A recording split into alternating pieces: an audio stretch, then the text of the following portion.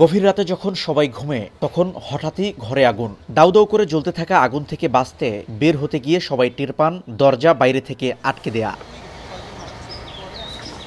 ঘটনাটি ঘটে content creator Nuruzzaman কাফির গ্রামের বাড়ি পটুয়াখালীর কলাপাড়ার রজপাড়ায়। সে সময় ঘরে ছিলেন কাফির বাবা মা সহ পরিবারের ৬ সদস্য।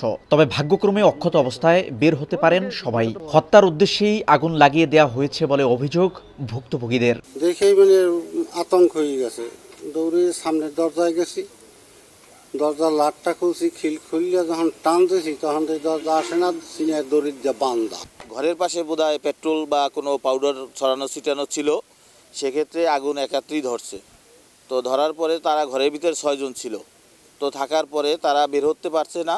তখন আমার মেয়ের নাম ধরে ডাকছে যে তনি আমাদেরকে বাঁচাও বাঁচাও। বাবা ওই পাশ থেকে আর কি বের হয়ে দরজার 2টা পার্ট তো একটা ভাঙিয়া তারপর বের করছে। আমরা প্রশাসনের দৃষ্টি আকর্ষণ করছি দ্রুত সময়ের মধ্যে যারা দুষ্কৃতিকারী তাদেরকে গ্রেপ্তার করে আইনের আওতায় আনা। এক সপ্তাহের মধ্যে নৃশংস এ ঘটনার বিচার চান জুলাই আন্দোলনে সক্রিয় থাকা ও বিভিন্ন ইস্যু নিয়ে সামাজিক যোগাযোগ মাধ্যমে সরব থাকা এই কন্টেন্ট ক্রিয়েটর। তারাই তো বলছে 32 নম্বর যারা পুরাইছে তাদের ঘরবাড়ি পুরাই দেওয়া হবে, দিনের মতো পরিষ্কার। তাই হয়েছে। আমি 7 দিনের মাথায় রাজপথে দাঁড়াবো যদি বিচার না করা হয়, আমার ঘর যদি পূর্ণভাবে উঠানো শুরু না হয়।